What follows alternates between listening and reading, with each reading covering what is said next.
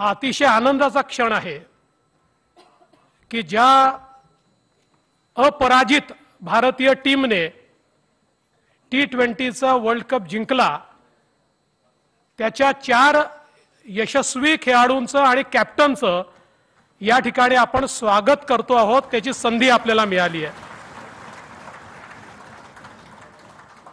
आणि विशेषतः कॅप्टन रोहित शर्मा यांनी एकाच दिवशी आपल्याला आनंदही दिला आणि दुःखही दिलं।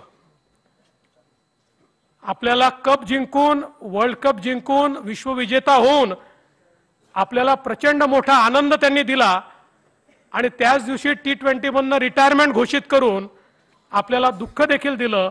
पण मला असं वाटतं की निश्चितपणे रोहित शर्मा या खेळाडूचं नाव भारताच्या क्रिकेटमध्ये एक जी आमची मोठ्या खेळाडूंची मांदियाळी आहे की ज्यांच्याशिवाय भारतचं क्रिकेट पूर्ण होऊ शकत नाही, तशाच प्रकारचं नाव हे आता रोहित शर्मा यांचं आहे, हे देखील या ठिकाणी आपण मान्य केलं पाहिजे।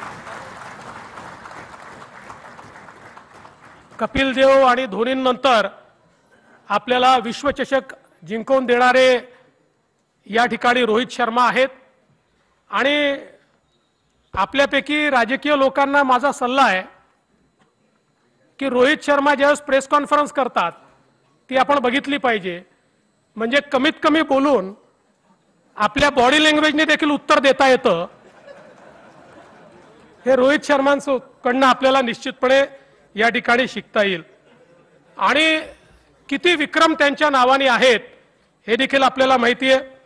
T20चे जगातले सर्वात यशस्वी कर्णधार हे रोहित शर्मा आहेत। 50 सामने जिंकून T20 मध्ये सर्वाधिक विजय मिळवणारे हे देखील रोहित शर्मा आहेत। त्यासोबत सर्वाधिक रन, सर्वाधिक शतक, 50 धावांसाठी सर्वाधिक पार्टनरशिप असे इतके मोठ्या प्रमाणात त्यांच्या करिअरमध्ये त्यांनी विक्रम केलेले आहेत। पण सगळ्यात महत्त्वाचं काय तर एक कॅप्टन म्हणून त्यांनी त्यांच्या टीमचा मिळवलेला विश्वास, त्यांच्या कुठल्याही टीम मेंबरला जर विचारलं, आपल्यापैकी अनेक लोक टीम मेंबरचे इंटरव्ह्यू आपण बघत असतो, त्यावेळेस ते ज्या आदराने आणि प्रेमाने रोहित शर्मा यांचं नाव घेतात, मला असं वाटतं की कोणालाही जर लीड करायचं असेल तर त्यांनी हे शिकलं पाहिजे की कधी कठोर वागून देखील पण आपल्या टीम मेंबरच्या मनात हा विश्वास की आमचा कॅप्टन हाच आम्हाला विजयापर्यंत नेऊ शकतो, हा आमचा कॅप्टन आहे, हा आमचा कर्णधार आहे, हे जे काही आपल्याला त्यांच्या एकूण सगळ्या व्यवहारात पाहायला मिळतं।